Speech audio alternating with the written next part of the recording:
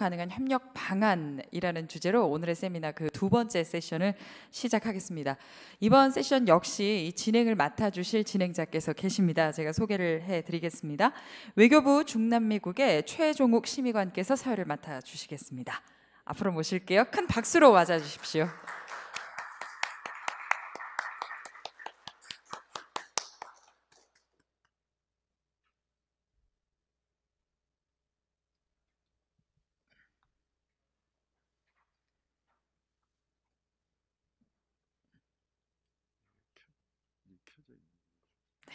말씀하셔도 괜찮을 것 같습니다.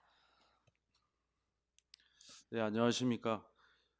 저는 이번 세션 사회를 맡은 외교부 중남미국 최종욱 심의관입니다. 1세션에서는 이제 포스트 코로나 시대의 그 중미의 경제 환경의 변화, 그리고 전망, 그리고 과제 이런 것에 대해서 저희가 살펴보았습니다. 이번 세션에서는 이러한 새로운 그런 환경의 변화와 과제에 대응해 나가기 위해서 이 한국과 중미가 어떤 분야에서 또 어떻게 상생의 협력을 해 나가야 할지 이런 것들에 대해서 종합적이며 구체적인 방안을 모색해 나가는 시간을 갖도록 하겠습니다. 이번 세션에는 이 한중미 간 구체적인 협력 방안 발굴을 위해서 크게 세 가지 주제에 대해서 전문가님들을 모시고 심도 깊은 발표와 토론을 진행하도록 하겠습니다. 첫 번째로 코로나19 전후로 한국과 중미 간 협력 모멘텀의 변화에 대응해 양 지역 간 포괄적 경제 협력 방향과 방안을 살펴보도록 하겠습니다. 두 번째로는 코로나19 팬데믹 발발 이후 한국과 중미 간 보건의료 부분에서 협력 기회를 발굴을 하고 이러한 협력 기회를 활용해 나가는 그런 방안을 한번 살펴보도록 하겠습니다. 마지막으로는 이 출범 30주년을 앞두고 있는 우리 중미를 대표하는 지역기구인 시카, 즉 중미 통합체제의 그 역할, 위상, 그리고 코로나19 위기 대응 과정에서 하였던 주요 활동을 한번 저희가 살펴보고 앞으로의 그 한시카 간 협력 확대 방안을 살펴보도록 하겠습니다. 세션 진행에 대해서 잠시 말씀드리면 저희가 이제 1세션에 조금 시간이 좀 지체가 된 게 사실입니다. 그래서 이번 세션에서는 저는 원래 이제 1시간 반 정도 이렇게 좀 시간이 부여됐는데 가급적 좀 이 빠른 발표와 Q&A로 이렇게 진행을 하도록 하겠습니다. 발표는 최대 한 15분, 맥시멈 20분 정도로 해주셨으면 합니다.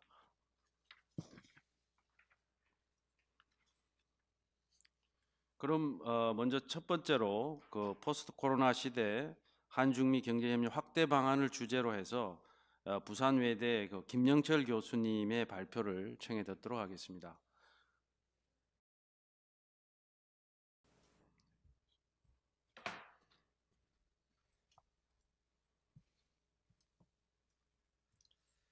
예, 그럼 발표에 앞서 김영철 교수님을 간단히 좀 소개 말씀드리면 현재 한국 라틴 아메리카 학회 부회장을 맡고 계시며 국제 라틴 아메리카 카리브 학회 연맹 회장, 그리고 부산 외국어대학 중남미 지역 원장을 역임하신 국내 최고의 전문가십니다. 중남미 지역에서. 예, 반갑습니다. 이렇게 그 시카 30주년 기념 세미나에 초청해 주셔서 감사드립니다. 저는 부산 외대 외국어대학교 중남미 지역원에서 근무하고 있습니다. 중남미 지역원은 인문사회를 연구를 중심으로 하고 있는 연구기관입니다. 그동안 국내에서 이런 인문사회 부분에 있어서 역량을 쌓아왔다고 말씀드릴 수 있을 것 같고요. 이제 그 섹션 중에 하나가 라틴 아메리카의 경제 발전과 관련된 부분에 있어서 저희들이 그동안 준비해왔던 내용이라고 말씀드릴 수가 있을 것 같습니다. 아마 그 내용상으로 보면은 오늘 전체 그 세션별 혹은 발표 내용들을 통합적으로 말씀드리는 내용이 되지 않을까라는 생각이 듭니다. 그런 관점에서 전체 다를 이렇게 진행하게 되면 시간이 굉장히 많이 소모될 것 같아서 제가 필요한 부분들만 좀 말씀을 드릴까 합니다. 구성은 기본적으로는 지금 이 코비드19가 전환점이 되기도 하지만 사실 한국과 중남미의 그 관계가 이런 변화의 모멘텀에 와 있다라고 할 수 있을 것 같습니다. 지금 우리가 기념하고 있는 시가 30주년도 마찬가지일 테고요. 그리고 또 올해 가입이 결정된 가베이라든지 그리고 지역 사무소를 오픈하는 문제들은 아마 한국과 중남미, 한국과 중미 그리고 한국과 시카의 관계를 좀 더 확대할 수 있는 그 좋은 기회가 아닐까라는 생각이 들기도 합니다. 또 한편으로는 이 코로나19, 코비드19가 모두에게 위기일 수 있지만 또 한편으로는 기회일 수 있다는 측면에서 접근할 수도 있겠다는 생각이 듭니다. 그리고 그 과정에 있어서 한국과 중미가 새로운 전환기를 맞이할 수 있겠다는 생각이 들고요. 그리고 또 앞에서 많이들 발표하신 내용들처럼 이 4차 산업혁명이 진행되는 시점에 있는 것일 거고요. 그리고 아마 그 4차 산업혁명의 가장 큰 사례가 될 수 있는 게 아마 오늘의 이 자리가 아닐까라는 생각이 듭니다. 그러니까 발전된 IT를 기술을 통해서 우리가 이 언택트 시대에 충분히 서로 간에 의견을 나눌 수 있는 이런 좋은 시스템들이 마련된 게 아닐까라는 생각이 듭니다. 그런 관점에서 제가 말씀드리고 싶은 내용들은 크게 이렇게 코로나 시대에 지금 말씀드리는 것은 한중미의 모멘텀에 대한 이야기를 말씀을 좀 드리고요. 그 다음에 이 코비드19에 의해서 중미가 어떤 경제적 어려움 혹은 변화가 발생하고 있는가에 대한 이야기를 좀 드리고자 합니다. 그리고 또 간단하게는 한국과 이 중미의 관계, 우리가 중미와 한중미의 관계가 심지어 한남미와의 관계와 비교해서라도 경제적인 부분들에 있어서 그 규모나 혹은 이 성장 정도가 차이가 난다는 걸 미리 말씀드릴 수 있을 것 같고요. 그리고 이제 네 번째로 말씀드릴 수 있는 건 이런 좀 더 적극적인 전환의 단계에서 어떤 협력적 전략들을 구가할 수 있는가를 설명드릴 수 있을 것 같습니다. 그 중에 뭐 제가 아까 말씀드린 것처럼 제가 인문사회를 중심으로 연구를 해왔고 그리고 기본적으로 뭐 경제학자라기보다는 지역 전문가이기 때문에 중미나 혹은 중남미에 대한 애정으로 가득 차 있다는 걸 미리 말씀드립니다. 그래서 이 내용들에 있어서 말씀드리는 내용 중에서 뭐 경제학적인 분석을 디테일하게 했거나 혹은 어떤 외교적 관계를 좀 더 뭐 역학관계에 따른 분석을 했거나보다는 지금의 그동안 진행되어 왔던 추세적인 변화에 따라서 한국과 중남미의 관계가 중미의 관계가 어떻게 좀 더 발전하고 서로에게 윈윈할 수 있는 구조로 발전할 수 있는가를 제안을 드린다고 생각을 하시면 될 것 같습니다. 그리고 이제 이 협력 방안 내용 중에서는 아마 우리가 앞 세션에서 이야기했던 내용들 그리고 아마 그 다음 발표자들이 했던 내용들이 함께 포함된 거라고 말씀드릴 수 있을 것 같고요. 그러니까 마지막으로 이제 뭐 이런 관계들을 어떻게 좀 진행하는 데 있어서 고려해야 될 것들은 어떤 것들이 있는가 뭐 이런 것들에 대해서 말씀을 드릴까 합니다. 뭐 지금 말씀드리다 보니까 아마 시간이 충분치 않아서 전체 말씀드리기는 어려울 것 같고요. 우선 이 지금의 그 모멘텀에 대해서 간단하게 한번 생각을 해볼 수 있을 것 같습니다. 전 세계가 팬데믹에 빠지면서 나타나는 변화들, 이런 변화들이 한국과 중미의 관계에 있어서도 어떤 변화를 가져올 수 있는가도 한번 고민해 볼 필요가 있지 않을까라는 생각이 듭니다. 그런 관점에 있어서 자동화라든지 혹은 여기서 이야기하고 있는 것처럼 정부 관리 시스템의 뭐 현대화 이런 것들이 요구되는 사회로 변화되고 있다는 것이고 또 하나는 도시 클러스터나 혹은 중심 도시의 분산의 필요성. 아까 우리가 코미카 사무총장님 말씀하신 것처럼 이 집중되어 있는 도시 중심으로 확산되고 있는 이 코비드를 좀 더 뭐 전략적인 측면에서 혹은 분산할 수 있는 측면으로 이야기할 수 있을 것 같습니다. 그리고 디지털 연계 비즈니스의 성장도 하나의 변화라고 이야기를 할 수 있을 것 같고요. 그리고 이제 한국과 중미의 관계에 있어서는 가장 큰 변화는 아마 FTA의 발효가 아닐까라는 생각이 듭니다. 이 FTA 발효를 통해서 한국과 중미의 동방성장 가능성이 좀 더 높아졌다고 할 수가 있을 거고요. 또 하나는 한국의 진출이 좀 더 확대될 수 있는 가능성이 있습니다. 근데 아까 말씀드린 것처럼 이 중남미에 대한 애정이 좀 더 있다라는 측면에서 보면 지금에까지의 그 협력이라고 이야기하는 구조적 측면이나 혹은 교육의 구조들이 비대칭적으로 이루어져 왔다는 것에 대해서도 우리가 인정을 해야 되지 않을까라는 생각이 듭니다. 예를 들어서 그 인적 교류에 있어서도 마찬가지 현상들도 나타나는 거죠. 그런 것들을 좀 변화시킬 수 있는 측면들도 오히려 더 한중미 FTA를 통해서 고려해야 되지 않을까라는 생각이 듭니다.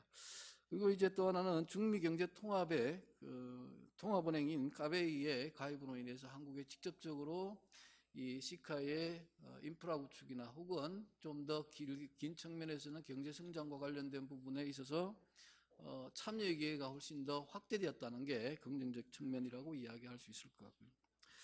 또 하나는 이제 그 4차 산업혁명에 따른 변화들, 뒤에서 잠깐 또 뭐 말씀을 드리겠습니다만, 스마트 시티를 비롯한 다양한 형태의 변화들에 있어서의 그런 그 역할들이 한국이 가지고 있는 그 선도국가로서의 그런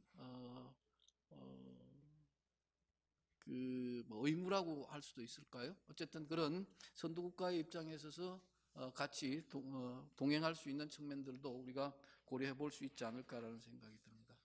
그러니까 이런 그 포멘텀이 충분한데도 불구하고 그동안에 우리의 그 한중미의 그 교육이나 규모들을 보면은 좀더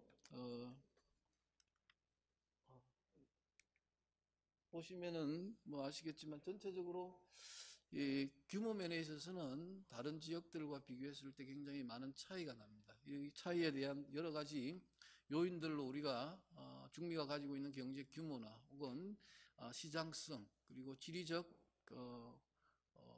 문제점 그리고 언어적 장벽 이런 다양한 형태의 요인들로 설명을 합니다만 실질적으로 중미가 가지고 있는 이 중미에서 생산되는 교육 부분에 있어서의 그 흑자 부분들도 상대적으로 전체에 있어서 비교하면은 미비한 수준이긴 하지만 지속적으로 유지되어 왔다는 측면에서 보면은 이런 부분에 대한 한국의 적극적인 노력들이 필요하지 않을까라는 생각이 듭니다.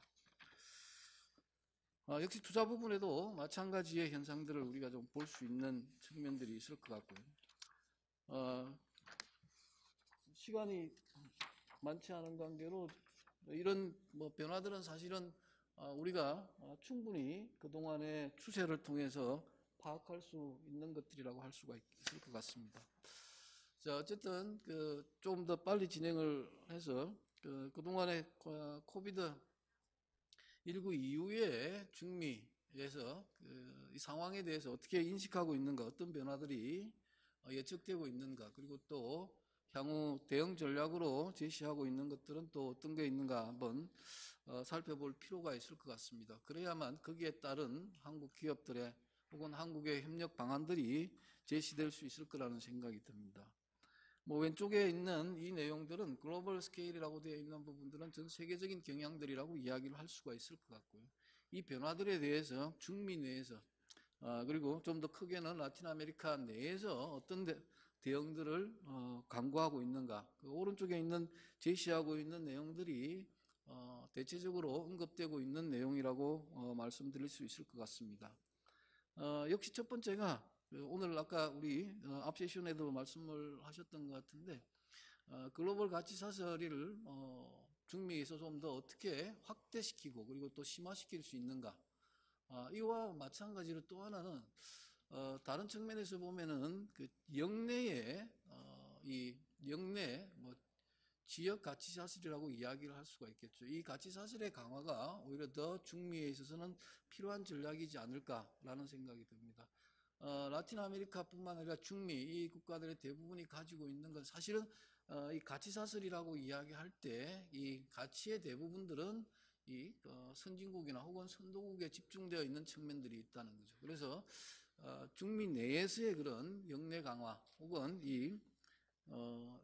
그 가치 사슬을 좀 더 강화시킬 측면들이 필요하다라고 이야기할 수 있는 것 같고, 그다음에 이제 디지털 공동시장 아젠다를 언급하고 있습니다. 이 부분은 뭐 디지털 마케팅이나 혹은 이커머스라든지 혹은 텔레커뮤니케이션과 같은 부분에 있어서의 강화라고 이야기를 할 수가 있죠. 사실 이 디지털 공동시장 아젠다는 EU에서 진행되고 있는 디지털 싱글 마켓을 벤치마킹한 거라고 이야기를 할 수가 있습니다. 그래서 중미가 어떤 측면에서 보면은 내추럴 마켓으로서의 그런 충분한 가치를 지니고 있기 때문에 그런 측면에서 접근한다면은 이 디지털 공동시장의 가능성이 훨씬 더 높다라고 이야기를 할 수가 있겠죠.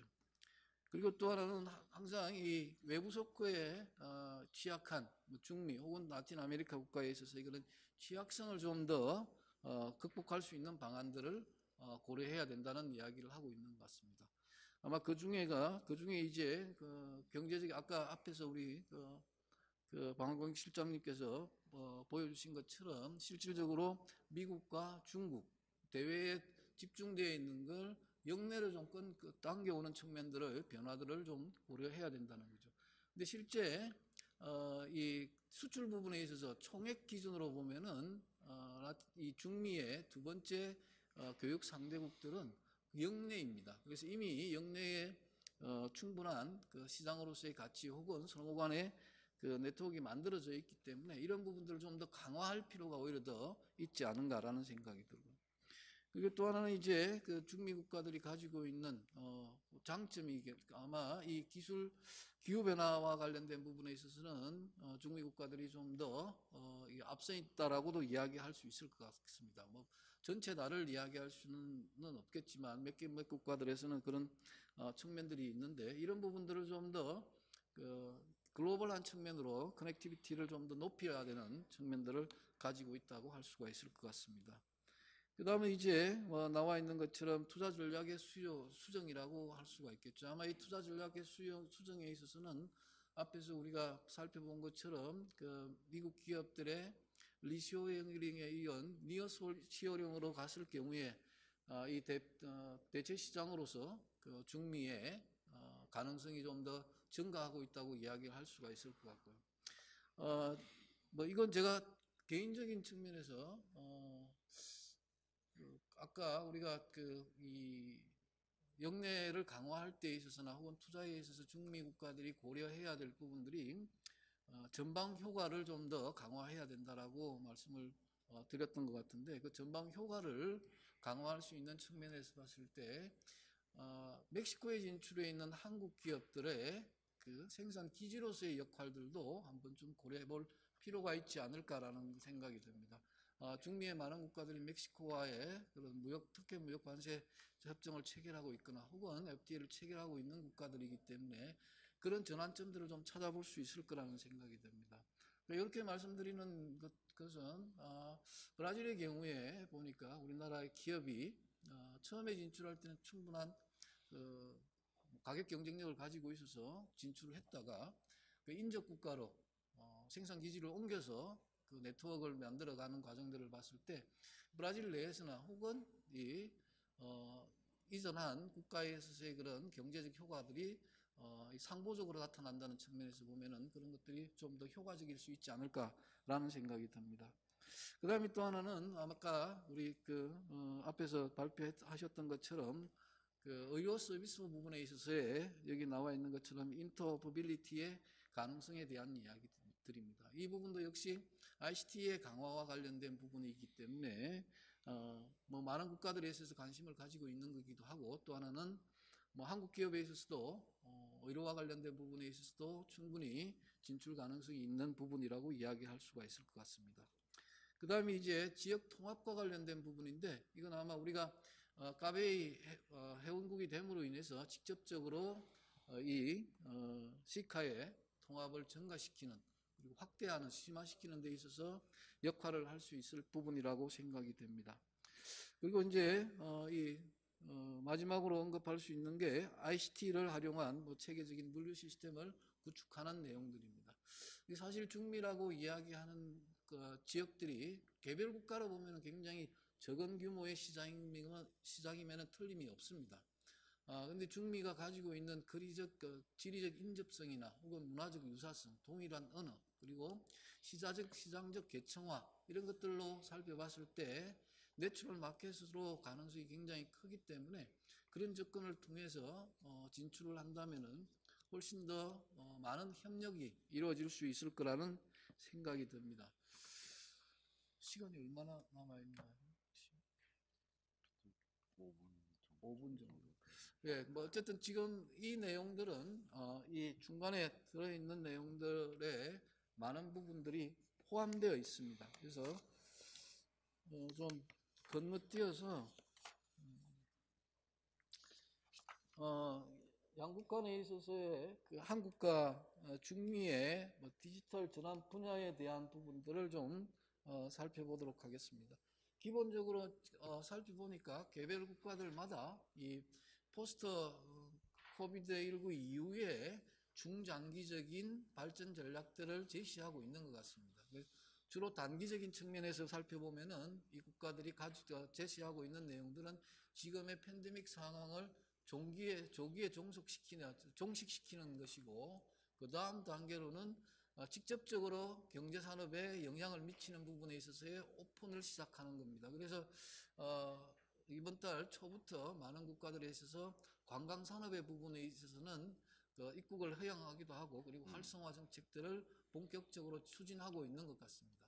좀 더 장기적인 측면에서 보면은 오늘 이야기되고 있는 디지털 부분이나 혹은 디지털 전환과 관련된 부분에 있어서의 각 정부들의 노력들이 눈에 띄는 부분이라고 할 수가 있을 것 같습니다.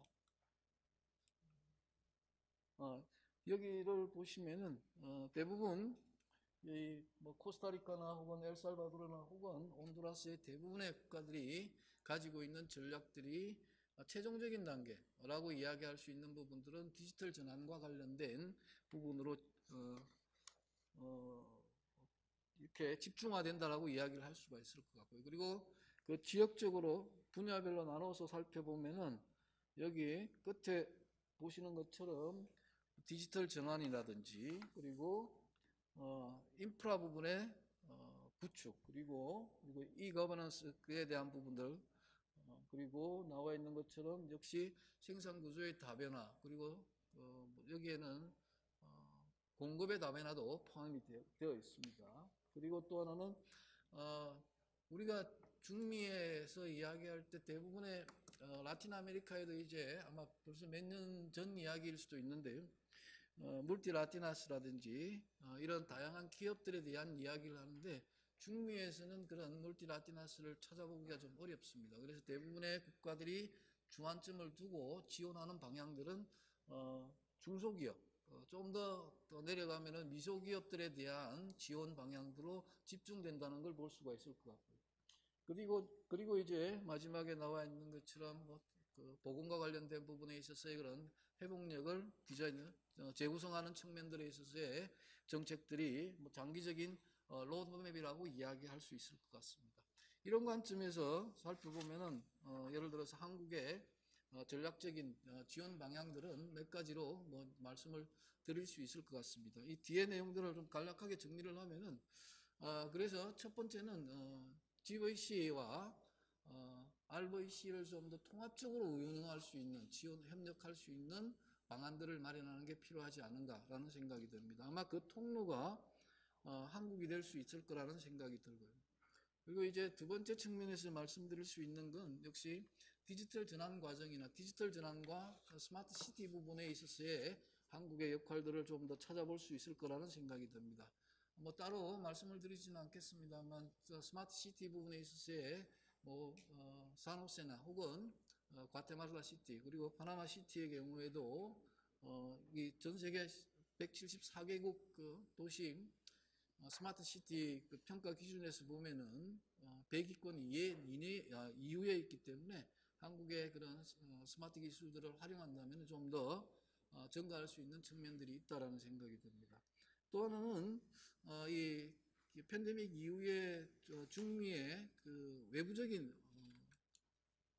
대외적인 부분에 있어서의 변화 중에 하나를 우리가 이야기할 수 있는 건 FTA나 혹은 국제개발 협력의 규모가 축소되었다는 측면들을 이야기할 수 있습니다. 그래서 그런 것들을 좀 더 만회할 수 있는 측면들의 그 방법들이 필요할 것 같고, 그 중에 하나가 이제 그동안은 우리나라는 양자, 예를 들어서 국제협력, 개발협력 부분에 있어서는 양자 중심의 운영을 많이 해왔던 측면들이 있습니다. 그래서 이런 부분들을 삼각협력 형태로 예를 들어 코스타리카의 기술력이나 혹은 바나마의 물류와 관련된 부분에 있어서의 그런 삼각협력을 통해서 다른 국가들의 지원을 확대하는 방안들도 하나의 방안으로 고려될 수 있겠다라는 생각이 듭니다. 지금 말씀드리는 이런 내용들은 아까 앞에서 말씀드린 것처럼 어떤 경제적인 경제 통계적인 분석보다는 그동안에 한국과 중미가 추진해왔던 그런 방향에 따른 추세적인 부분에 있어서의 확대 방안이라고 이해를 해주시면 될 것 같습니다. 예, 제 발표는 여기서 마치도록 하겠습니다.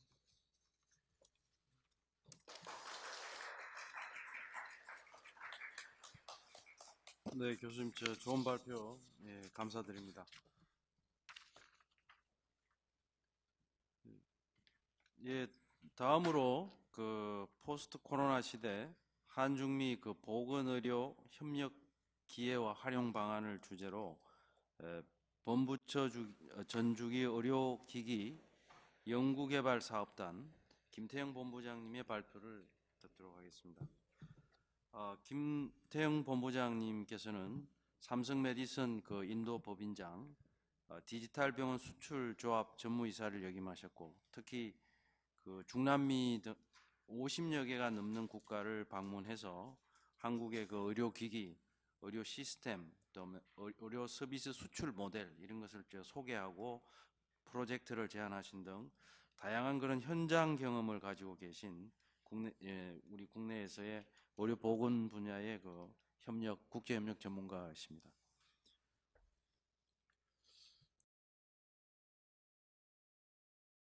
네, 안녕하세요. 오늘 발표를 드리게 된 본부처 의료기 사업단의 김태형이라고 합니다. 제가 했던 것보다 훨씬 소개 말씀을 신부장님께서 더 많이 해주셔서 감개무량한 생각이 들고요. 우선 이제 좋은 기회, 발표 기회를 주신 외교부하고 한국외국어대학교에 감사 말씀드리겠습니다. 주로 이제 이미지로 됐기 때문에 이해하시는 데 조금 도움이 되실 것으로 생각이 되고, 먼저 제가 있는 이제 본부처 의료기 사업단 간단하게만 말씀드리고 진행하도록 하겠습니다. 이걸 좀 넘겨주실 수 있으실까요? 네, 됐습니다. 본부처 의료기 사업단은 중간에 있는 것처럼 이제 과기부, 복지부, 산업부, 식약처 4개 정부 부처가 각각 진행하고 있던 의료기기 R&D 프로젝트를 저희 본부처 사업단을 통합시켜서 만든 정부 산하 조직이고요. 현재 약 350개 정도의 의료기기 관련된 R&D 프로젝트를 진행을 하고 있습니다. 시간이 또 5분이 줄어서 핵심적인 내용과 말씀을 드리도록 하겠습니다.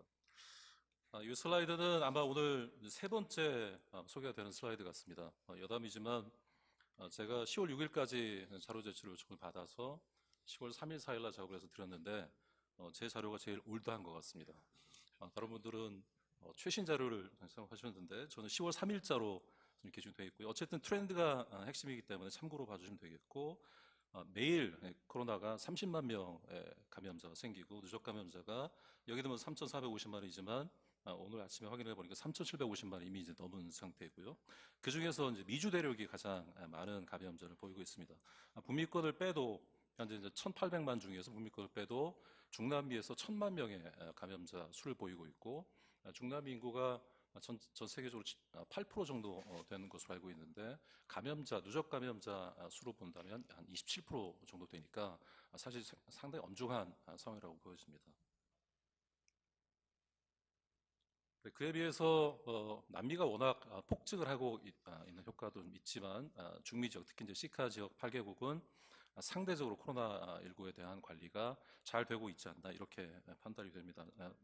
일 감염자 수도 남미에 비해서는 상당히 적고요. 코스타리카 같은 경우 1,000명이 좀 넘게 일 감염자가 있고 인구수 대비하면 감염률이 발령이 높은 상황이지만 전반적으로 중단비 상황을 고려할 때 상대적으로 관리가 잘 되고 있다. 이렇게 말씀드릴 수가 있겠습니다. 저희가 이제 준비한 자료가 한국의 보건의료하고 그다음에 한국의 보건을 통해서 시카 지역에 어떤 협력 어젠다를 저희가 도출할 수 있을지를 고민을 해보게 됐고 그 과정에서 코로나19 논의를 위해서는 K-방역, 저희 K-쿼런틴이라고 하는 K-방역을 말씀을 드리지 않을 수 없을 것 같습니다. K-방역은 보시는 것처럼 많은 언론에도 이제 보도가 됐고 저희가 간단한 이제 구글링을 해도 이제 한국의 코로나19 관련된 성공 모델 이런 것들이 보도가 되고 있고 참고해 주시면 되겠고요. K-방역이 여러 가지 내용과 이제 스펙트럼을 가지고 있습니다. 뭐 여러 가지 정책과 제도가 있고 그 안에 들어가는 여러 가지 구성 요소들이 있는데 그 중에서 이 K-방역을 핵심적으로 요약하는 것을 뭐 3T라고 현재 말씀을 드릴 수 있겠습니다. 실제 저희 대한민국 정부에서 활용하고 있는 이제 워딩이기도 하고요. 보시는 것처럼 테스트, 트레이스, 트리트 이렇게 세 가지 T를 따서 3T라고 하고 있고 간단한 내용에 대해서 말씀을 좀 드려보겠습니다. 먼저 첫 번째 T 테스트입니다. 이제 여러 가지 검사를 위해서 과정들을 거쳐야 되지만 첫 번째 단계가 역시 검체를 채취하는 과정에 있는 것은 검체 채취 과정에서 또 다른 전염도 발생할 수 있기 때문에 금년 3월부터 한국에서 많은 코로나 환자가 급증한 이후에 보시는 것처럼 드라이브 스루, 웍스루라는 것들이 이제 고안이 됐고 지금 이 드라이브 스루 같은 경우는 뭐 미국, 영국, 독일에서 많이 채택을 하고 있는 오히려 이제 굉장히 글로벌화된 이런 모델로 활용이 되고 있습니다. 특히 이 드라이브 스루, 웍스루는 한국 정부에서 국제표준위원회 국제표준으로 제안을 현재 했고 드라이브 스루는 후보 안건으로 좀 채택이 돼서 금년 8월에 후보 안건으로 채택이 돼 있고 웍스루는 현재 테크니컬 커미티 304에서 공식적으로 논의가 되고 있습니다. 현재 한국 정부에서 18개 국제 표준을 제안을 했고요. 그 중에서 하나가 되겠습니다. 이 테스트 관련해서 사실 가장 중요한 부분은 검체 채취도 있지만 사실 PCR이라고 하는 분자진단 검사입니다. 나라마다 분자진단을 하기도 하고 항원 항체 검사를 쓰기도 하지만 최종적으로는 대부분의 국가가 이제 PCR이라는 분자진단 검사를 쓰고 있고 PCR을 위해서는 키트가 이제 역시 중요하겠습니다. 그래서 한국에서 지금 약 200종 정도의 코로나 관련된 키트를 만들어서 이제 공급을 하고 있고 그 중에서 반 정도가 PCR 키트, 반 정도 항원 항체 키트가 되겠는데. 한국에서 만든 키트 중에서 현재 15개가 미국 FDA에 이제 공식적으로 등록이 되어 있습니다. EUA라는 긴급 사용 승인을 받은 품목이고 현재 이제 FDA가 누적으로 하면 280개 정도가 리스트업이 되어 있고 그 중에 반 정도가 분자 진단 PCR 방식인데 초기 금년 초 3, 4, 5월 기준으로 보면 한국의 진단 키트가 사실은 미국을 포함해서 글로벌하게 굉장히 많은 역할들을 했다는 것들 저희가 언론에서 많이 볼 수가 있었습니다. 말씀드린 것처럼 이제 200종 정도의 코로나 관련된 키트가 있고 그 중에서 93개가 PCR 쪽이고 85개가 항원 항체 관련된 키트입니다. 이 118개를 한국 정부, 한국 식약처에서 해외 수출을 공식적으로 이제 승인한 품목 기준이 되겠고요. 굉장히 여러 나라에서 PCR 방식, 그다음 항원 항체 방식으로 쓰여지고 있습니다. 특히 이 PCR 방식은 저희가 뭐 80년대 초부터 이 분자진단에서 많이 쓰고 있던 방식인데 이 코로나를 이제 일종의 계기로 해서 이 감염병 진단에 대한 절차, 방식 이런 부분들이 표준으로 역시 대한민국 정부에 제안이 됐고 이 표준은 채택이 됐습니다. 지난 8월에 채택이 돼서 금년 11월이 되면 IS라고 하는 인터내셔널 스탠다드로 공식적으로 발표가 될 예정이고요. 그래서 한국에서 하고 있는 이런 여러 가지 준비 활동, 표준 활동들이 저희가 가지고 있는 경험이나 작은 그 난리지들을 글로벌에 공유하는 형태로 활용되고 있다. 이렇게 이해해 주시면 감사하겠습니다. 두 번째 T가 이제 트레이스, 저희는 역학조사라고 이제 부르는데요. 앞선 발표에도 제가 이제 관심을 가지고 들어보고 싶었는데 역학조사 부분도 많이 이제 언급은 되지 않았던 것 같습니다. 한국이 코로나를 왜 상대적으로 잘 관리하고 있는지 여러 가지 이유가 있겠지만 그 중에 하나가 이제 역학조사 부분이고 보시는 것처럼 이제 자가격리를 하게 될 경우에는 14일 동안 자가격리 앱을 통해서 격리를 하게 됩니다. 그리고 한국이 다른 나라보다 굉장히 좀 강화해서 하고 있는 부분이 이 표의 좌측 하단에 보시는 것처럼 질병관리청, 현재 청이죠. 질병관리청이 감염자에 대한 역학조사를 할 때 경찰청, 통신회사 그리고 신용카드 회사의 모든 데이터를 접근할 수 있는 권한을 저희 법령을 통해서 가지고 있습니다. 이런 걸 통해서 최종적인 확진자가 어떤 이동 경로를 가지고 있고 누구를 접촉했는지를 이런 데이터를 통해서 추적을 하게 되고요. 그렇기 때문에 굉장히 적극적이고 선제적인 감염 관리들을 해나갈 수 있지 않을까 이렇게 보고 있습니다.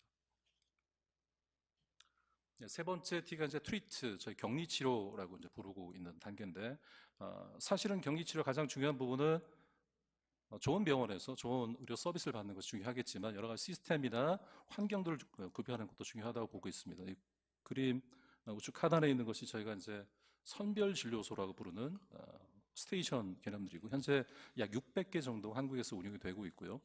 선별진료소의 운영도 사실 한국이 굉장히 잘하고 있는 모델이라고 제가 볼 수 있습니다.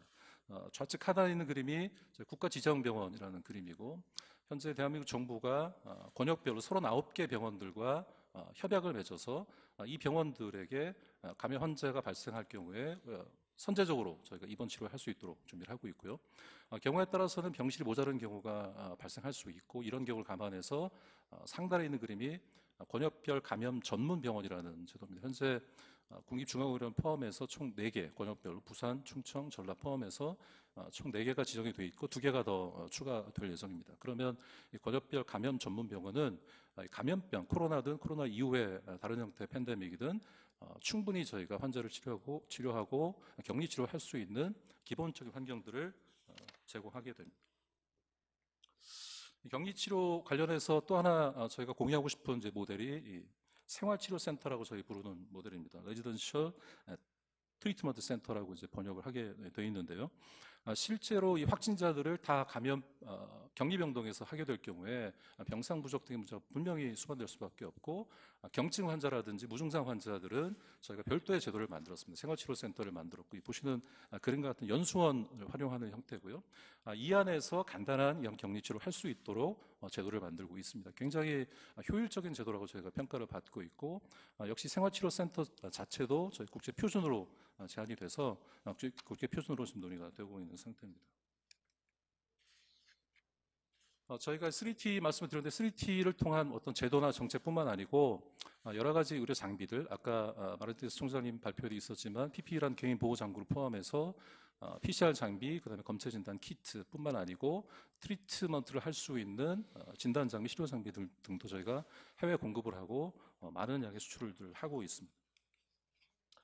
지금까지 말씀드린 것이 이제 3T에 대한 기본적인 내용을 말씀드렸고 뒤쪽에서 이 3T를 활용해서 저희가 시카 국가하고 어떤 형태의 협력 어젠다를 만들 수 있는지에 대해서 좀 의견을 들어보겠습니다. FTA는 오전 개선 논의가 됐기 때문에 따로 말씀드리지 않고 넘어가고요. 실제로 저희가 시카 지역 간의 교역량 자체가 아직은 많지 않고 2018년 기준으로 보면 25억 불 정도가 수출이고 4.5억 불 정도가 수입인 걸 보면 아직은 교역량이 많지 않고 이 안에서 보건의료 데이터도 역시 크지 않은 상황이라고 볼 수가 있겠습니다. 다른 데이터를 떠나서 이 데이터는 저희가 좀 설명을 드리고 갔으면 하는데요. 저희가 보건의료 협력을 논의하기 위해서 여러 검토 요소가 있지만 첫 번째로 검토하는 내용들이 보시는 것처럼 인구 1000명당 병상수, 인구 1000명당 의사수 이런 데이터를 가장 기본적인 데이터로 좀 보고 있습니다. 이것들이 보건의료 분야의 기본적인 펀더멘털을 보여주고 있는 지표라고 저희가 보고 있고 보시는 것처럼 파나마 같은 경우 1000명 기준으로 해서 2.25개, 코스타리카 1.1개 정도 되고 한국이 12개가 좀 넘고 OECD 평균이 여기는 4.7개로 있지만 얼마 전까지는 저희가 6개가 넘는다고 보통 평가를 해봤습니다. 그렇게 본다면 상당히 잘 이 코로나를 시카 국가가 대응하고 있지만 아직은 병상 자체는 보완될 필요가 있다. 이런 메시지를 저희가 얻을 수 있겠고 인구 1000명당 의사수, 넘버 피지션 숫자도 파나마 1.57, 코스타리카 1.15, 1이 안 되는 국가들도 있고 한국이 2명이 좀 넘고 OECD 평균이 3.5명이기 때문에 아까 마르티네스 총장이 발표에도 언급된 것처럼 인력에 대한 보완들도 중장기적으로 필요한 이런 상황임을 저희가 알 수 있겠습니다. 저희가 이제 시카하고 이 보건의료, 특히 이제 코로나를 계기로 한 보건의료 협력 어젠다를 만들 때 반드시 고려해야 될 부분이 수요와 공급의 접점을 찾는 과정이라고 생각이 됩니다. 조금 전에 넘버 피지션과 넘버 베드를 말씀드린 것도 현재 수요가 어떤 것이 있는지를 좀 확인할 필요가 있다고 저희가 이제 판단을 했고, 결국 현지의 수요로부터 저희가 공급 가능성들을 찾아내는 이 접점을 만들어내는 과정들이 협력의 출발점이라고 생각을 하고요. 코로나를 상대적으로 잘 대응하고 있다고 말씀을 드렸지만 아직은 액세서빌리티라든지 역학 부분에 대해서 좀 더 보완될 필요가 있겠다는 좀 권고를 드리고, 이런 것들이 3T하고 제휴된다면 훨씬 더 좋은 효과들이 있지 않을까 생각이 됩니다. 그리고 시카 8개 국가의 인당 GDP 내용들이 조금 다르지만 코스타리카 같은 경우는 이미 10,000불이 넘었고 도미니카 공화국도 이제 8,000불 정도 되는 상황으로 알고 있습니다. 그렇게 보면 제가 통상 인당 GDP가 5,000불이 넘어가면 헬스케어에 대한 수요가 급속도로 늘어난다고 평가를 합니다. 시카 국가들이 대부분 그런 단계에 이제 거치고 있거나 거친 상황이란 거 보면 앞으로 보건의료에 대한 수요는 비단 그 코로나 팬데믹뿐만 아니더라도 헬스케어 수요는 굉장히 급증할 것이고, 이런 부분에 대해서도 저희가 보완책을 만들 필요가 있다는 말씀을 드리고, 보완책에 대해서 뒤쪽에 조금 더 제안을 드리도록 하겠습니다.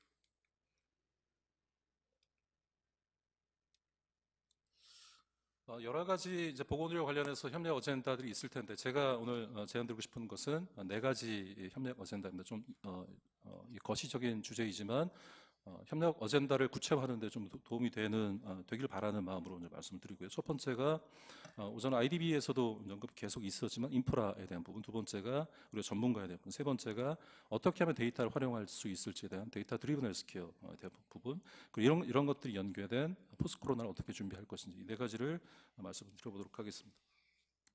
첫 번째는 인프라는 아까 잠깐 언급을 드렸지만 저희가 경우에 따라서는 의료 장비나 의료 시스템들이 개별적으로 공급되고, 아까 901819라는 이제 HS 코드가 코스타리카에서 미국으로 넘어간다는 말씀도 있었지만 실제 개별적인 의료 장비의 접근도 가능하고요.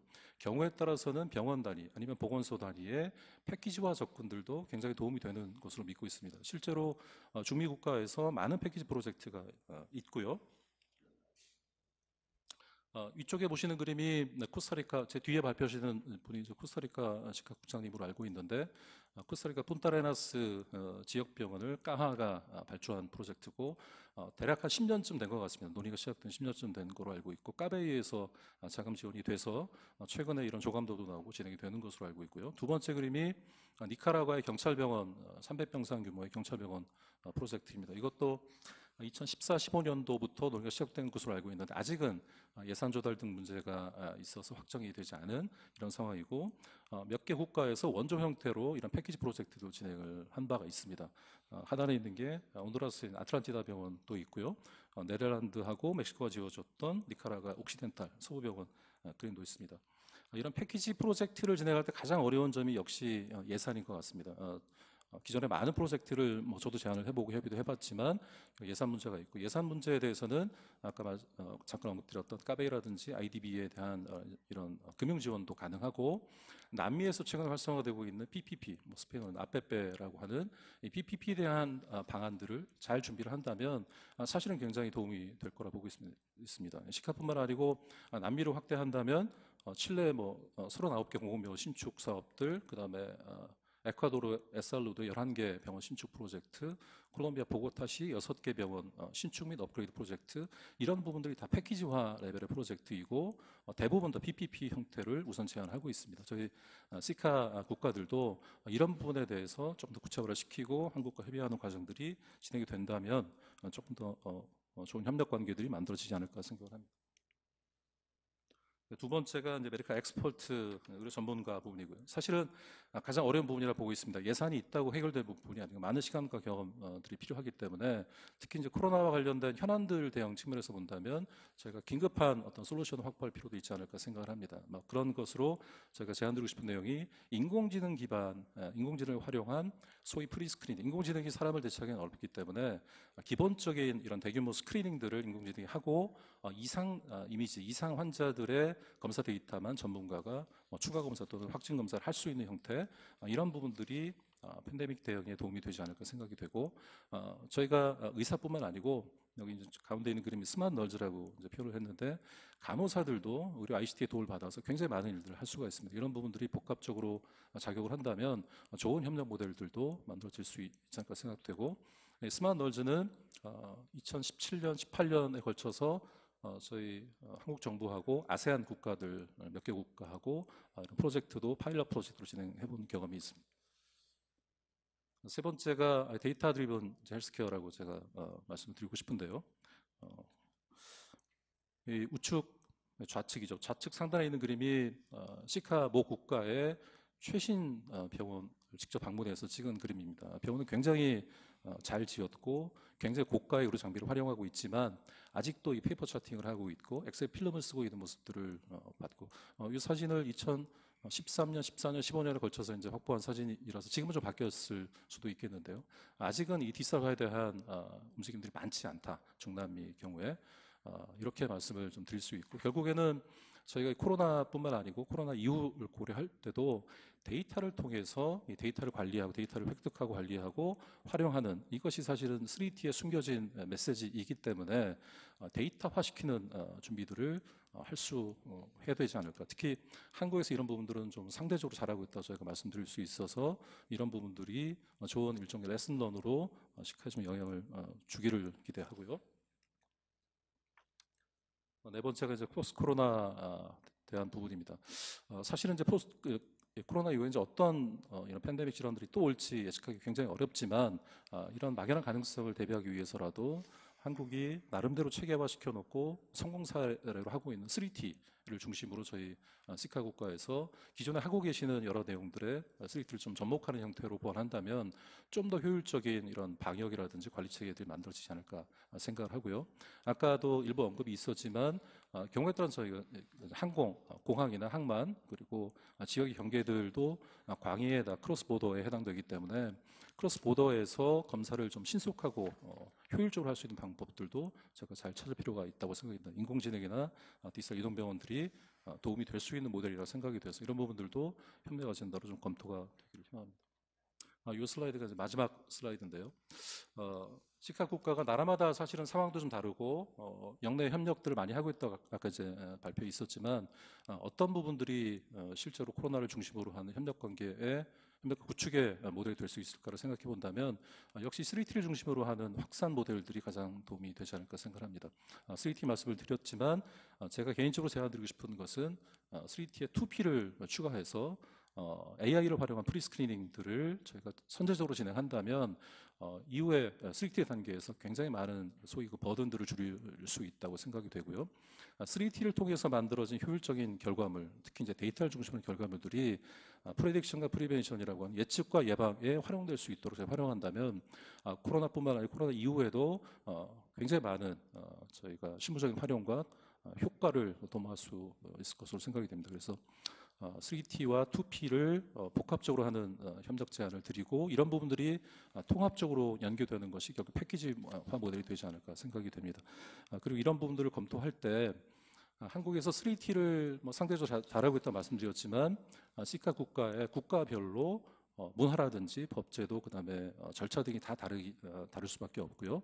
이런 것들을 한국 3T를 그대로 적용하는 것이 아니라 현지화시키는 과정을 반드시 거쳐야 되지 않을까 싶습니다. 특히 현지화 과정을 거칠 때 제가 많이 겪은 시행착오가 어떤 골과 어떤 프로세스를 디자인할 것인지를 좀 정의하지 않는 경우가 종종 있고요. 이런 부분들을 좀 정의하고 이런 도입을 통해서 어떤 저희 차별화된 경쟁 우위를 공급자든 수요자든 만들어낼 수 있을 좀 정의하고 이걸 통해서 이제 필요한 예산이라든지 도구들을 확정하는 것이 이런 현지화 과정에서 도움이 되는 접근 방법이 아닌가 생각이 됩니다. 시간을 맞추기 위해서 노력했는데 시간이 좀 지났는지 모르겠습니다. 이 정도로 말씀을 드리고 혹시 질문이 있으시면 이따 Q&A 시간에 답변을 좀 드리도록 하겠습니다.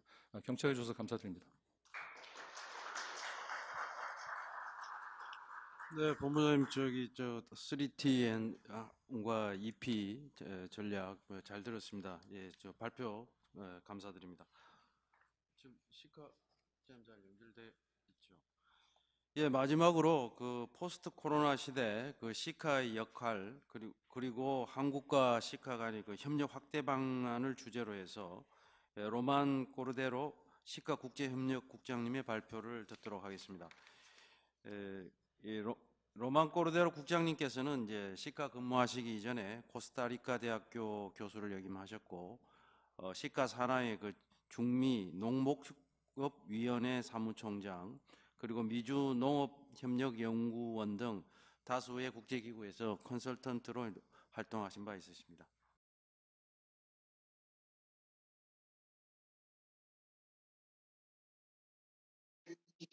안녕하십니까. 먼저 인사를 드리고 싶고요. 우리 시차가 다른데 우리 중남미랑 한국에서 이 시간 격차가 있기 때문에 이 늦은 시간에 참여해 주신 모든 분들께 감사를 드리고 싶습니다. 그리고 우리 협력이 이 포스트 코비드19 시대에서 새로운 협력을 위한 관점을 준다고 생각합니다. 이런 기회를 제공해 주셔서 감사를 드리고 싶고요. 제가 오늘 드릴 발표는 4가지 부문으로 나눠볼 수가 있겠습니다. 시간이 많이 없기 때문에 제가 조금 빨리 보다 요약해서 말씀을 드리고 싶습니다. 알레한드로 솔리스 씨가 발표자가 하셨던 말이랑 아까 다른 발표자분들이 말씀하셨던 것처럼 그런 내용들과 겹치는 부분도 있기 때문에 그 부분 이제 참고를 해서 조금 요약해서 말씀드리고 싶습니다. 다시 한번 감사를 드리며 시작하겠습니다. 그래서 전반적인 수치를 보면요. 어떻게 이 맥락을 좀 설명을 드리고 시작을 하겠습니다. 중미에 관련된 전반 정보입니다. 아까 말씀을 좀 주신 부분도 있기 때문에 짧게 말하도록 하겠습니다. 우리가 시가는 중미 통화 기구인데요. 여기에는 총 8개국이 참여를 하고 있습니다. 벨리스, 과테말라, 혼두라스, 엘살바도르, 니카라과, 코스타리카, 파나마, 그리고 도미니카 공화국이 있고요. 우리 8개국은 대략 총 그 토지 면적이 57만 정도 제곱킬로미터가 됩니다. 그리고 대략 5,700만 인구고요. 그리고 GDP는 3억 1,500만 불을 웃도는 수치를 기록하고 있습니다. 그래서 라틴 아메리카에서 사회 경제라고 말씀드릴 수 있겠습니다. 또 다른 중요한 지표로는요. 5,700만 중에 51%가 여성이고요. 35%가 35세 이하입니다. 따라서 젊은이들, 청년의 참여가 그만큼 우리 지역 내에서는 더 중요합니다. 또한 20%의 우리 영내 20%는 소천민 그러한 부족이라는 점 또 말씀드릴 수 있겠고요. 그리고 그중 일부가 아프리카 후손계라고 소개를 드릴 수 있겠습니다. 그리고 국토를 보면요. 전 지구의 1%도 안 되는 면적인데요. 이 안에 생물 다양성이 12%나 밀집이 되어 있습니다. 전력, 에너지와 관련해서는 전력의 상호 운영성을 통해서 10가정 중 8개 가정이 재생에너지 기반 에너지를 활용하고 있습니다. 아까 말씀드렸다시피 중미는 전 세계 이러한 그 분야에서 세계 2위를 차지하고 있습니다. 우리 수출의 31%가 이러한 부분을 차지하고 있기 때문이고요. 연간 한 1,000만 불 정도 규모가 되겠습니다. 왜 중요할까요? 왜냐하면 우리가 영내 통합에 대해서 이야기를 하고 있는데 이는 추상적인 그러한 협력이 아니고 그리고 정치적인 그냥 의사결정뿐만이 아니라 우리 통합이라는 것, 시카라는 것은 아주 구체적이고 실질적인 통합 운영 그러한 플랫폼이라는 것을 말씀을 드릴 수가 있겠습니다. 그래서 이렇게 중미 통합 시스템은 시카는 가장 성공적인 중남미에서 사례라고 볼 수가 있고요. 여기에 대한 자부심을 가지고 있습니다. 그리고 이렇게 30주년 시카 출범 30주년 기념해서 이런 세미나가 열린 데에 대해서 다시 한번 감사의 말씀을 드리고 싶습니다.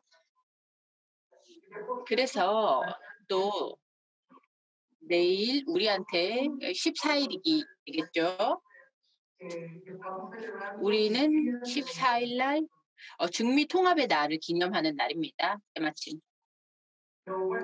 네, 그렇다면 시카라는 것은 무엇일까요?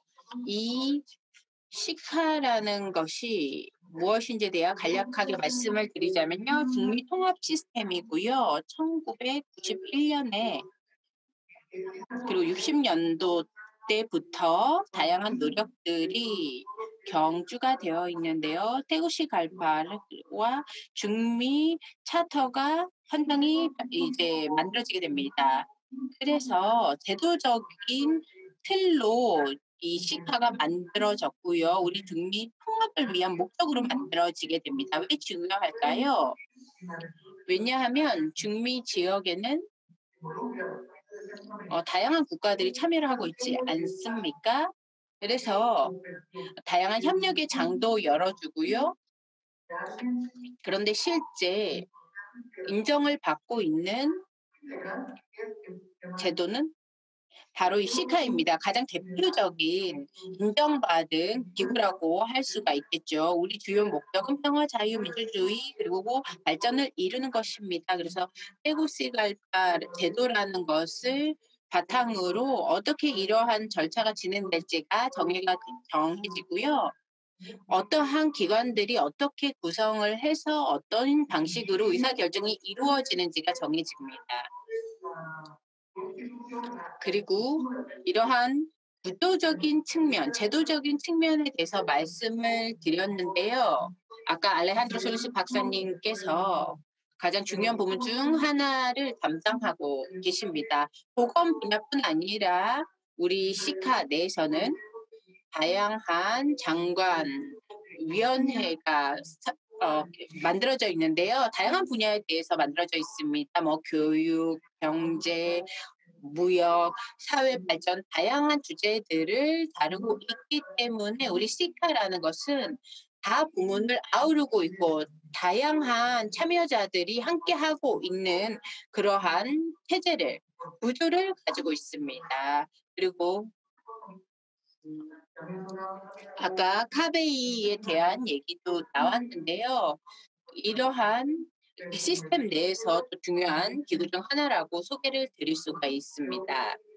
그런데 이런 기구뿐 아니라 다양한 기구들이 많이 있는데 제가 이 모든 것을 다 소개해드릴 시간은 없기 때문에 제가 시카에만 더 집중을 하도록 하겠습니다. 하지만 제가 말씀드리고 싶은 점은 바로 시카가 굉장히 다양한 부분을 다 아우르고 있다는 것입니다. 또 중요한 역할을 우리가 하고 있는데요. 다양한 회원국들이 돌아가면서 의장국을 맡습니다. 그래서 아주 의장국이 중요한 역할을 하는데요. 6개월 단위로 의장국이 바뀌게 됩니다. 현재 이 분기에서는 2020년 하반기에는 니카라과가 의장국을 맡고 있고요. 내년 1월부터는 의장국이 코스타리카가 되겠습니다. 그런 식으로 서로 그 순환대로 이루어지고 있습니다. 그래서 북에서 남으로 이런 방향으로 되어 있는데요. 왜냐하면 왜 이게 중요하냐 하면 이 의장국이 우리가 대화를 할 때 너무나도 중요한 역할을 맡기 때문입니다. 그리고 시카와 대한민국 간의 대화를 할 때 아주 참여적인 방법으로 이제 코스타리카가 만약에 의장국이라고 한다면 더 큰 역할을 하게 되겠죠. 그래서 코스타리카의 외교부 장관님은 현재 한국에 대한 애정이 너무나 큽니다. 왜냐하면 주한 코스타리카 대사직을 예전에 맡으셨기 때문에 더욱더 한국에 대한 애정이 많이 있으신 분입니다. 그렇기 때문에 중미와 한국 간의 협력에 도움이 더 될 거라고 생각합니다. 그러면 시카의 업무 방식은 어떨까요? 제가 몇 분 짧게 말씀을 드리도록 하겠습니다. 총 8개의 국가가 참여를 한다고 했는데요. 그래서 다양한 위원회가 결성이 돼서 시카 내에 다양한 위원회가 있다고 말씀을 드렸죠. 시카 내에. 그래서 행정부들이 이러한 기관에 적극적으로 참여를 해서 의사결정을 내리는 방식으로 진행이 됩니다. 이뿐 아니라 우리 발전을 위해서 개발 파트너들과도 아주 긴밀하게, 밀접하게 협력을 하고요. 2개의 레벨이 있다고 보시면 되겠습니다. 첫 번째로는 정치적 대화에 참여를 하는데요. 바로 옵저버들이 역할이겠죠. 대한민국도 옵저버로 여기 참여를 하고 있습니다. 또 다른 국가들도 옵저버로 참여를 하고 있고요. 이뿐 아니라 코퍼런트라고 해서 직접적으로 협조를 해주는 국가들입니다. 보다 더 직접적으로 시카와 함께 다양한 프로그램에 함께하고 있는 국가들이죠. 거기에는 제너럴 세크레타리아 총 사무국이 있고요. 총 조정을 하는 역할을 맡고 있습니다. 그래서 다양한 컨택 포인트가 되기도 하고요. 이러한 다양한 참여자들을 조율하는 역할을 맡기도 하죠. 이뿐 아니라 시민단체도 참여를 합니다. 그래서 시민단체는 그 중미 통합을 위해서 여러 노력을 기울이고 있습니다. 이렇게 5대 축으로 현재 시카가 업무를 진행을 하고 있습니다. 첫 번째로 정부, 두 번째로는 기후 변화라든가 리스크 관리라든가 이러한 기관이 있고, 세 번째로는 시민, 사회 통합이고요. 네 번째로는 민주의 안정화고요. 다섯째는 바로 제도적 역할을 강화하는 것입니다. 이렇게 5대 전략 부문을 우리가 만들어서 업무를 추진하고 있습니다. 그래서 시카가 아주 통합적인 그런 성격을 띠고 있는 것을 보실 수가 있습니다. 경제 통합뿐만 아니라 다양한 측면에서, 다양한 분야에서의 통합도 함께 추진하고 있습니다. 또 여기 우리 중미에서는 아까 시카에서 어떠한 노력을 해왔는지에 대한 소개가 이미 많이 된 것 같습니다. 그렇기 때문에 이미 3-4번 이 그래프를 보셨을 것 같은데요. 여기에 수치로 매일 1일 확진 사례라든가 이러한 정보들을 확인을 할 수가 있습니다.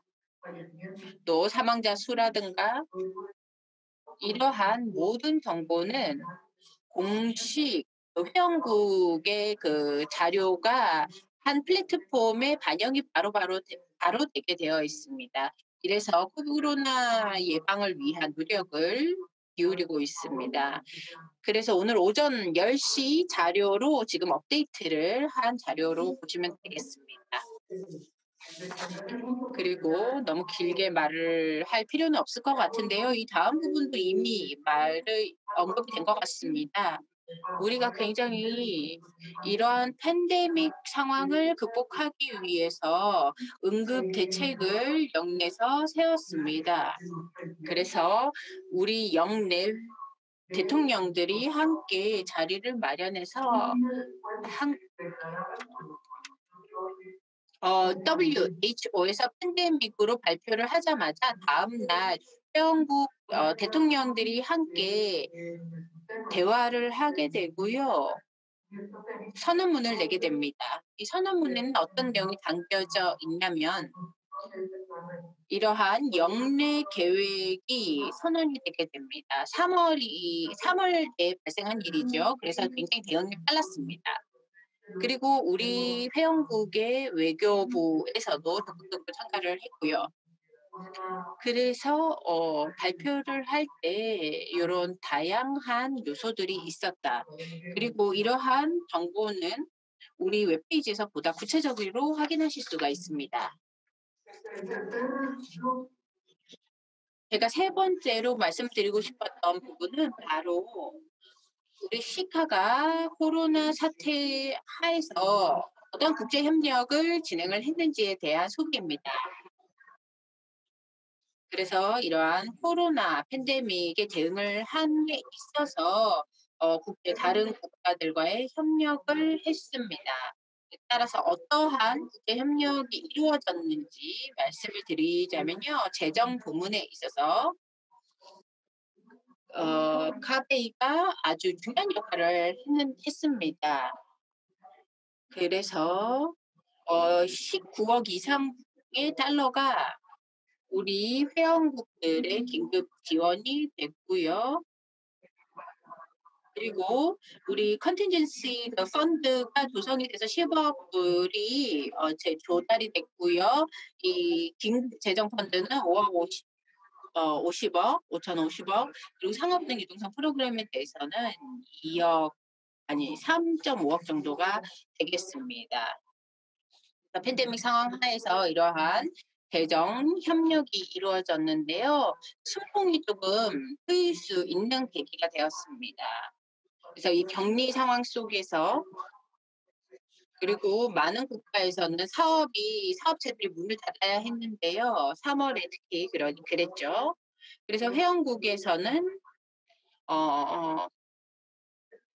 심지어 그 경제를 폐쇄하고 그리고 국경을 닫았습니다. 따라서 이러한 이유 때문에 그러한 재정적으로 어려움이 발생할 수 있기 때문에 이러한 재정 협력이 있었습니다. 그 다음으로 또 제가 공유드리고 싶은 것이 올해 4월 15일 우리가 영내 회의를 열었는데요. 영내 회의에 누가 참여를 했는지 보시면요. 이러한 우리 영내 컨틴전시 플랜에 좀 참여해 달라라는 요청을 해서 이 앞에 보시면 많은 국가들의 참여가 있었습니다. 그래서 제가 보시면요. 전반적으로 어떠한 주제를 논의를 했는지에 대한 그런 그 제목도 이 앞에 보실 수가 있습니다. 그래서 어떻게 경제를 재활성화시킬지에 대한 논의도 했고요. 그래서 진단 키트 지원에 대한 얘기도 했고 트레이닝, 경험 공유, 그리고 긴급 대응 그런 주제에 대해서 공유를 했는데 이 과정에서 대한민국이 너무나 많은 역할을 해주셔서 다시 한번 감사의 말씀을 드리고 싶습니다. 그래서 아까 발표자분께서도 그런 부분에 대해서 조금 언급을 하신 것 같은데 감사를 드립니다. 그 다음으로는 우리 시카와 대한민국 간의 관계에 대해서 말씀을 드리고 싶습니다. 저는 첫 번째로 역사적인 부분, 어떻게 중미와 한국 간의 협력 관계가 과거부터 이루어졌는지에 대해서 조금 말씀을 드리고 두 번째 슬라이드에서는 보다 어떠한 전망을 가지고 있는지에 대한 말씀을 드리고 싶습니다. 따라서 재언이라고도 할 수가 있겠죠. 우리 협력 관계를 어떻게 더 발전시킬지에 대한 또한 그런 제안이 될 수가 있겠습니다. 아까 또 여러 번 언급되었던 것이 바로 우리 중미와 한국 간의 관계가 중미 한국 정치대화 협력 포럼에서 1996년 중요한 그 기점이 되었죠. 우리 협력의 그 다음으로는 대한민국이 시카의 그 역외 옵저버로 2012년에 참여하게 됐다는 점이 또 중요한 기점이 됐고 또한 올해 대한민국이 카베이의 역외 옵저버로도 참여를 하게 됐는데요. 축하를 드리고 싶고요. 여기 회원국이고요.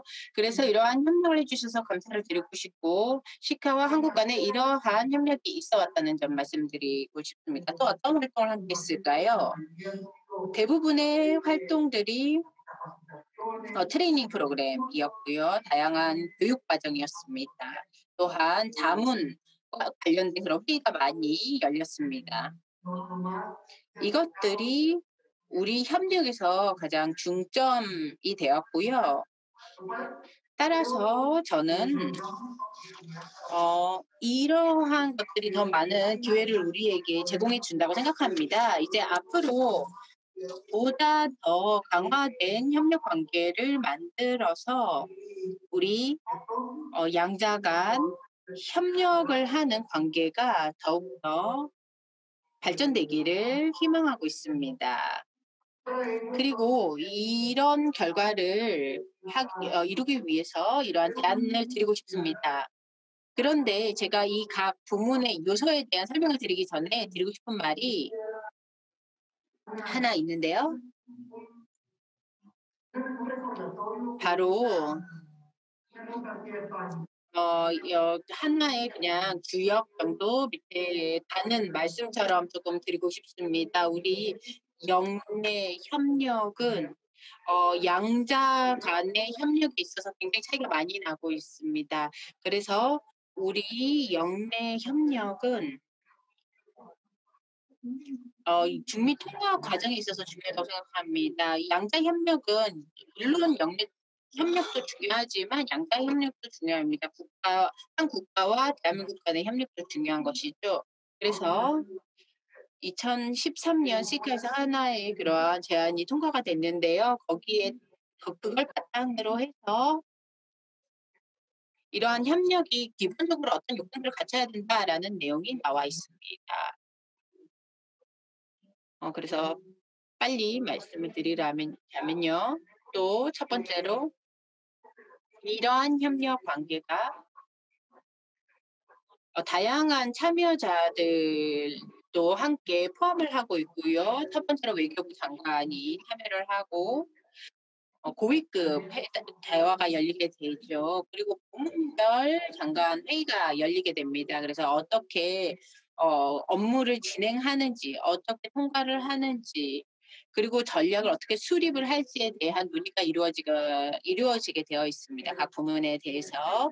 그 후에 그 승인, 이러한 메커니즘을 실제로 적용하는 것과 관련된 승인을 하게 됩니다. 그래서 이러한 전반적인 시스템과 관련해서 이렇게 절차가 이루어지고요. 그 다음으로 우선 과제를 설정하게 됩니다. 어떠한 부문에 있어서 우선적으로 협력을 할지에 대해서 논의를 합니다. 그래서 결과적으로 다양한 프로젝트가 나오게 되는 것이죠. 이런 방식으로 진행이 된다라는 점, 어떻게 대화로 시작해서 프로젝트로 기결이 되는지에 대한 그 프로세스를 설명을 드렸습니다. 그리고 한국과 시카 간의 협력은 이미 말씀드렸다시피 이 메커니즘은 96년도에 설립됐습니다. 2021년에 이런 메커니즘이 시카가 설립이 30년이 됐는데요. 따라서 이 계기를 마련해서 어떻게 대화를 더 가속화시킬 수 있을지에 대한 재검토가 필요한 시점이라고 생각합니다. 그래서 대통령 간의 대화가 이루어질 수가 있겠고요. 혹은 외교부 장관급에서 이루어질 수가 있겠습니다. 그렇게 해야 보다 역동적으로 더 중요한 주제에 대한 그 대화를 할 수가 있겠죠. 상호 협력을 더 발전시키기 위한 대화를 보다 더 구체화시킬 수 있을 거라고 생각합니다. 또 중요한 것은요. 우리 정치 협력 대화에도 중요한 것이 바로 우리가 그 기간을 설정하는 것입니다. 2015년부터는 이 연도별 점검을 제대로 하지 않았습니다. 따라서 우리는 시간이라든가 아니면 그 캘린더를 설정을 해서 시간을 맞춰서 좀 이 업무를 추진하는 것으로 하면 보다 더 우리 대화와 협력에 도움이 되고 추진력이 더 생기지 않을까 생각합니다. 따라서 정치 협력 대화의 장이 마련이 되면 그 이후에는 뭘 할 수가 있을까요? 바로 영내 프로그램 다자년 계획을 수립하는 것입니다. 그래서 시카와 다양한 부문이 참여를 하겠죠. 그리고 대한민국 간의 시카와 대한민국 간에 최소한 5개의 MOU를 체결을 했습니다. 하나는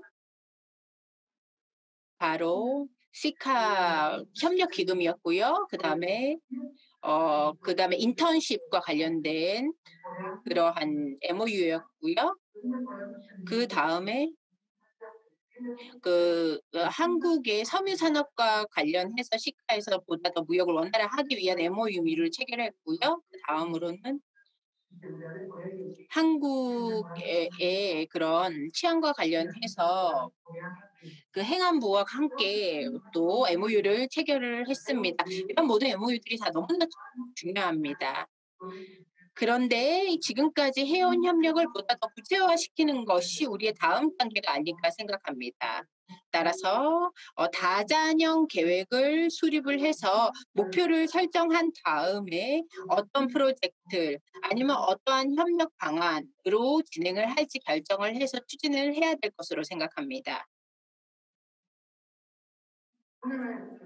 그리고 이러한 프로그램이 다 결정이 되고 나면요. 이러한 협력 프로그램이 다자년으로 결정이 되고 나면 우리가 또 드리고 싶은 제안이 보장 효율성 영내 협력을 더 보장하고 더 개발하는 것입니다. 시카는 6, 7년 전에 하나의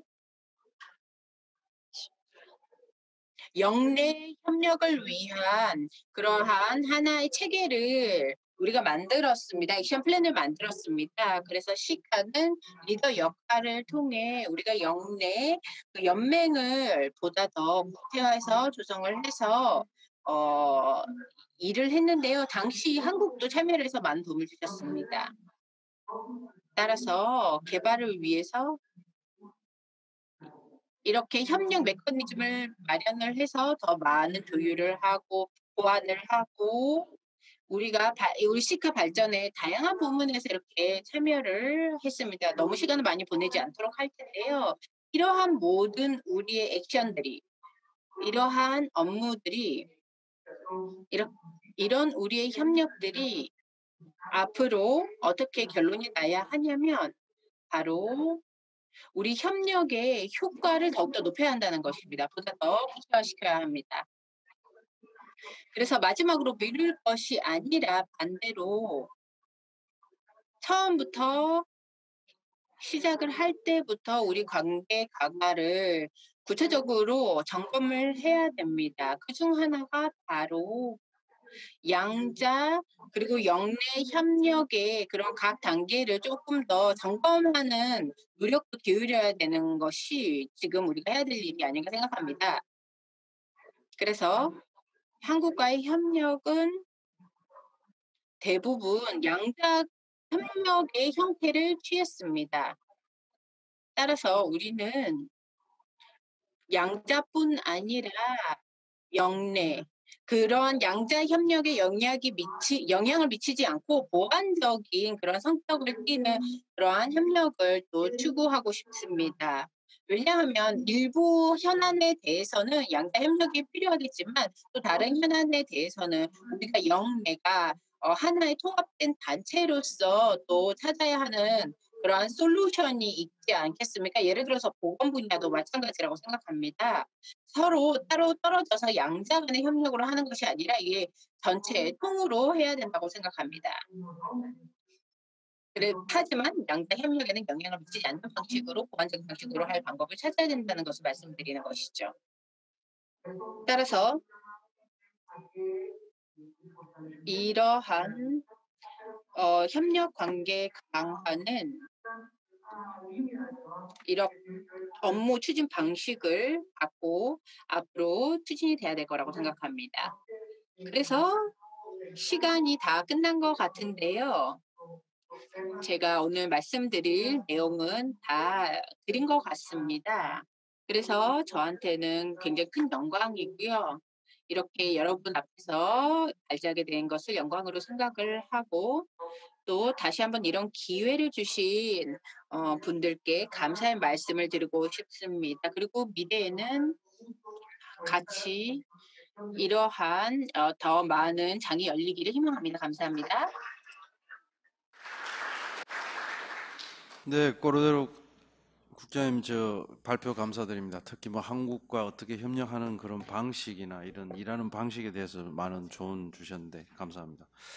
그럼 Q&A 세션을 잠시 갖도록 하겠습니다. 저희가 시간이 많이 지난 관계로 1세션처럼 이번 세션에서도 우리 발표하신 그 발표자분들께 한 가지씩의 질문을 드리도록 하겠습니다. 먼저 우리 김영철 교수님께는 그 중미가 중남미 국가 중에서도 지역적으로 통합 정도가 높은 지역인데 지역 차원에서의 어떤 협력 프로그램을 수립해서 추진하는 것이 좀 적당하다 이렇게 이제 판단이 됩니다. 그렇다면 어떤 분야가 지역 차원의 프로그램을 개발해 추진하기에 유망한지 여기에 대한 좀 질문이 있고요. 우리 김태형 본부장님께는 이 의료 수출입 또 그리고 ODA 지원, 물론 ODA 지원에는 뭐 예산이 좀 더 해결해야 될 문제가 있는데 이 두 가지 중에 중미 협력 관계에서 어떤 방향으로 하는 것이 좀 더 바람직한 건지 여기에 대한 의견을 좀 달라는 질문입니다. 그리고 마지막으로 로만 꼬르데로 국장님께는 이 한국이 이제 2020년에 이제 까베이를 가입을 하게 돼서 이게 굉장히 이제 앞으로 한중미 관계 발전에 중요한 모멘텀이 됐는데 한국이 이제 시카와 지역 차원의 프로그램을 개발해서 협력을 앞으로 해 나갈 때 이 까베이를 어떻게 활용하면 좋을지 여기에 대한 질문이 있습니다. 그럼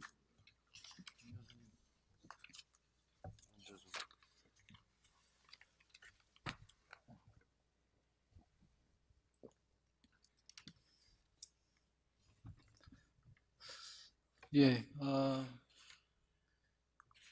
중미가 말씀드린 것처럼 통합 정도가 굉장히 중남미 내에서도 굉장히 높은 지역이기도 하고, 그리고 또 경제 생산 구조나 혹은 발전 수준에서도 유사성이 굉장히 높은 지역이라고 이야기할 수가 있습니다. 그래서 통합적으로 협력할 수 있는 부분들이 뭐 의외로 예를 들어서 산업 시스템을 완비한다든지 혹은 지금 아마 한국에서 가장 크게 투자하고 있는 지역들이 수출이나 이런 모든 부분들을 고려할 때 파나마인 경우가 굉장히 많습니다. 그래서 좀 이 파나마에 집중되어 있는 측면들을 조금 더 완화할 필요가 있을 거라는 생각이 들고요. 또 하나는 아까 우리 시카 말씀하셨던 것처럼 이 다자 간의 협력을 통한 진출들을 좀 더 고려해야 된다는 생각이 듭니다. 아까 제가 발표할 때도 말씀드린 것처럼 삼각 협력을 통해서 진출해야 된다라는 협력 관계를 확대할 필요가 있다라고 말씀드린 것처럼 예를 들어서 이 삼각 협력을 중심으로 해서 진출할 경우에는 기술 수준에 따른 각 개별 국가 단위의 기술 수준의 차이들이 나타나는 부분들이 있습니다. 그런 부분들이 아마 ICT와 한국이 잘하고 있는 ICT 분야일 수도 있고, 또 하나는 새롭게 진행되고 있는 이 중미에서 관심을 가지고 있는 스마트 시티 분야도 이 다자간 협력을 통해서 통합적으로 진출할 수 있는 부분이라고 이야기할 수가 있을 것 같습니다. 그리고 하나는 아까 앞에서 우리가 살펴본 것처럼 이 글로벌 가치 사슬에 있어서는 이미 한국과의 관계가 형성되어 있기 때문에 그 관계들을 좀 더 확대하고, 그리고 또 이 중미 내에서의 그런 전방 효과가 확대될 수 있는 제품으로 진출이 필요하지 않을까라는 생각이 들고요.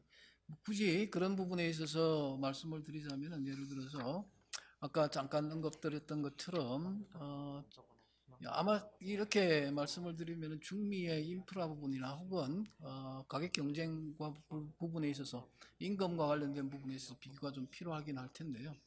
그러니까 예를 들어서 멕시코에 진출해 있는 기업 중에서 아마 우리나라 기업들 중에 멕시코에 많이 진출해 있는 기업들은 대부분 다 자동차 관련 기업들일 거라고 생각을 합니다. 1, 2차 브랜드 많이 진출해 있을 텐데요. 이런 기업들의 그 2차 협력업체의 형태로 진출한다든지 한다면은 상호 간의 협력적 정대가 좀 더 확대될 수 있을 거라고 생각을 합니다. 예.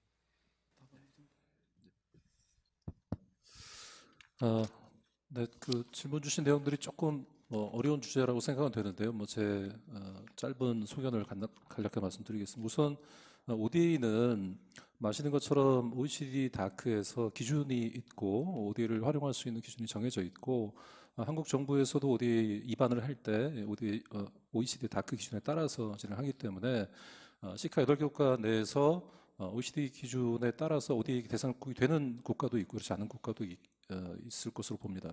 그런 것들을 종합적으로 국가별로 판단해 볼 필요가 있지 않을까 싶고 한국 정부에서는 이제 외교부 주관으로 CPS라는 국별 협력 전략들을 발표를 해서 이제 매년 관리를 하고 있고 현재 중남미 통틀어서 4개 국가가 이제 CPS 대상 국가로 지정이 되어 있는데 제가 알기로는 아직은 이제 시카 쪽은 4개 포함되어 있지 않은 상황입니다. 이런 부분들이 이제 외교적으로 좀 더 협의가 되고 진행이 된다면 향후에 CPS로 포함되고 이런 과정을 통해서 ODA가 좀 확대되는 이런 좀 중장기적인 소위 마일스톤이 필요하지 않을까 말씀을 드리고요. 일반 의료 수출입은 사실 시장에 따라서 진행이 되지만 아까 제 발표를 통해서 이제 의견을 드렸던 것처럼 가장 중요한 것이 수요와 공급의 접점을 찾는 과정이라고 생각을 합니다. 현지에서 필요한 것들을 진행을 해야 되고 그리고 한국에서 정말 잘할 수 있는 부분들이 공급이 돼야만 이 두 개의 접점들이 만나서 시너지가 진행이 되니까 오늘 계속 발표 때마다 논의된 이슈가 인프라, 디지털 이런 내용들인 것 같습니다. 이렇게 본다면 보건의료에서도 한국의 강점을 가지고 있는 의료 ICT 기반의 이런 디지털화 솔루션들 이런 부분들이 충분히 한국에서도 경쟁 우위를 갖고 현지에서 도움이 되는 이런 모델로 작용할 수 있지 않을까 싶고 이런 디지털화 솔루션들이 이제 사람으로 치면 마치 혈관에 흘러다니는 혈액이라고 저희가 얘기를 많이 합니다. 굉장히 효율적인 모델이고 필수적인 진행이 될 수 있기 때문에 이런 부분들을 좀 이렇게 일종의 마중물로 시작을 해서 이후에 의료 장비와 아까 말씀드린 것 전체 패키지까지 연계될 수 있는 종합적인 확대 전략들이 단계별로 진행이 되는 것들이 도움되지 않을까 이렇게 의견을 말씀드립니다. 네, 이렇게 질문에 감사를 드리고 싶습니다. 조금 더 일부 측면에 대해서 제가 발표에서는 말씀드리지 않은 부분에 대해 몇 가지 언급을 드리도록 하겠습니다. 먼저 한국의 PCEA 참여를 우리 카베이의 참여가 너무나 우리 관계 강화에 중요하다고 생각합니다. 따라서 이것이 한국에도 좋은 기회가 될 수가 있는데요. 더 깊이, 더 심도 있게 우리의 업무 추진 방향이라든가 어떤 성과를 얻고 있는다든가 이러한 내용을 더 자세하게 아실 수 있는 기회가 되지 않나 생각합니다. 그걸 더 알면 더 협력하고 참여하는 데 더 도움이 될 거라고 생각합니다. 그리고 우리 세미나에서 아주 중요한 그런 주제가 나왔습니다. 우리 시카에 너무 중요한데요. 예를 들어서 디지털화와 관련된 주제도 모든 디지털화와 관련된 것이 중요하다고 생각합니다. 특히나 농촌 지역에도 이 디지털화 시대를 맞이해 더 많은 기회가 생길 수 있을 거라고 생각했고요. GVC에 대한 이야기도 나왔는데 이 글로벌 밸류체인도 우리 이 영내에서 이미 논의가 되고 있는 상황입니다. 영내 부가가치샷을 창출을 어떻게 할 것인지에 대한 말을 했고요. 스마트 시티도 말씀하셨듯이 우리한테 너무나 중요한 주제입니다. 보건, 교육, 기후변화도 중요한 안건 중에 하나입니다. 그리고 이뿐 아니라 우리 그 카베이에 더 이렇게 회원국으로 참여를 하면 우리가 어떤 일을 하고 있는지 더 자세하게 아실 수가 있는데요. 어떻게 남 협력을 하고 있는지에 대한 정보도 더 아실 수가 있을 거라고 생각합니다. 그래서 그 협력이 이 중남미에서 남남 협력으로 이루어지고 있는데요. 뭐 베스트 프랙티스도 공유가 되고 있고 우리 영 내에서 여러 가지 발전 그리고 개발에 중요한 역할을 했습니다. 또한 이 기회를 빌어 제가 상갑 협력에 대해서 말씀을 드리고 싶습니다. 우리가 이러한 협력 체계를 통해서 새로운 협력 관계의 기회를 만들고 싶습니다. 여기에 한국이 아주 중요한 파트너로 참여할 수 있을 거라고 생각합니다. 따라서 대한민국이 이렇게 참여를 특별하게 해주신 데에 대해 카베이의 회원국이 된 데에 대해 너무나 기쁘고요. 우리 양 지역의 그 지역 간의 협력 강화 그리고 시카와의 협력 강화가 우리의 관계 강화에 훨씬 더 중요할 거라고 생각합니다. 도움이 될 거라고 생각합니다. 그리고 세미나가 끝나고 나서도 다시 한번 우리가 대화를 할 수 있는 기회가 많이 발생하기를 바라고요. 또 이러한 협력 강화를 위해 구체적인 제안들로 이어지기를 희망합니다. 다시 한번 이런 기회를 주셔서 감사드립니다. 네. 시간이 많이 지났긴 한데 혹시나 이렇게 지금 현장에 계시는 분 중에 뭐 코멘트나 질문 계시면 한 분만 짧게 좀 받도록 하겠습니다.